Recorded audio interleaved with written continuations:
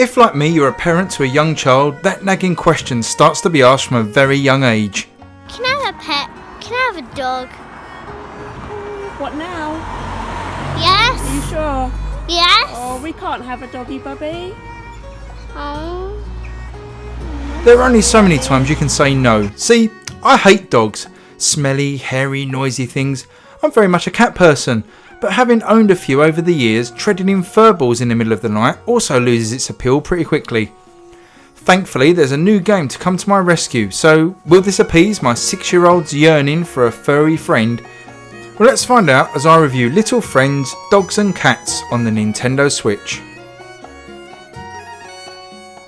Now I'm going to do this review slightly differently, as this isn't a game I would normally pick up for myself, but my daughter Abby loves cute animals, so I knew this would have her squealing. So I'm going to be relaying Abby's thoughts and see how this game appeals to a younger audience. So, straight off the bat, she was super excited to see the intro screen, which features a number of little puppies bouncing around. She picked her favourite, named him Tommy, and we were off and running. What do you think about taking a doggy for a walk? Now the main aim of Little Friends is to basically care for your pet. She's played lots of these sort of animal care games on her iPad, so is very much at home with the various mechanics from petting and brushing to buying new items from the in-game shop. It should be noted, unlike a lot of these free-to-play games on iPad, Little Friends has no in-app purchases, just currency that you win in the game.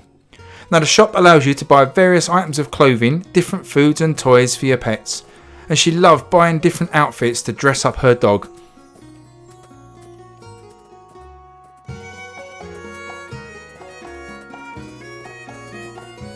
Now at the bottom of the main screen, which is set in a rather basic looking room of your house, are different bars which represent the levels of care the animal needs, from hunger and thirst to cleanliness, all of which have to be addressed as the need arises.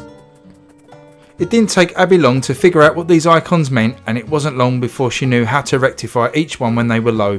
Now the game does offer motion and touchscreen controls, but unfortunately we found the motion controls to be a little bit off, with the left and right Joy-Cons sometimes becoming mixed up despite numerous calibrations in the game. I'm not sure what has caused this though, and in the end we had to resort to the touchscreen, which actually worked better, although my own nerves were fraying as Abby excitedly jumped around with my beloved Switch in her hands. It's a shame the motion controls didn't work as hoped. The dog walking minigame is perfect for holding out the right Joy-Con like a lead, and not quite as much fun using the joystick to move the lead around.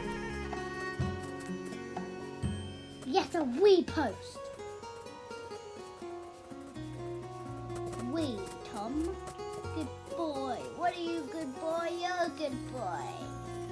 Look, And things like throwing the ball or frisbee worked okay with the motion controls, and again, more fun to do it in that mode.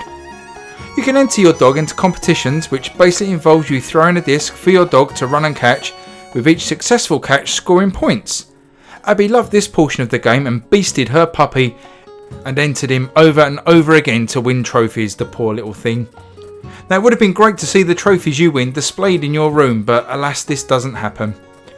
Overall, from an adult's point of view, there isn't much to this game really, but to Abby it was amazing. She constantly wanted to check in on Tommy and make sure he was okay, and her squeals and giggles as she played with her virtual puppy were a joy to see.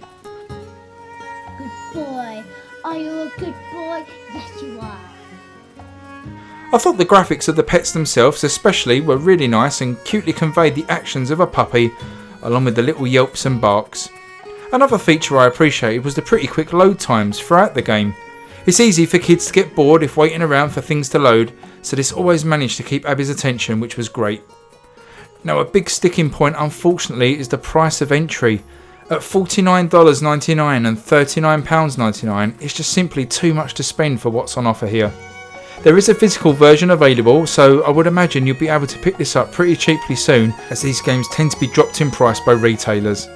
Many are already selling the box version for $34.99, so shop around first.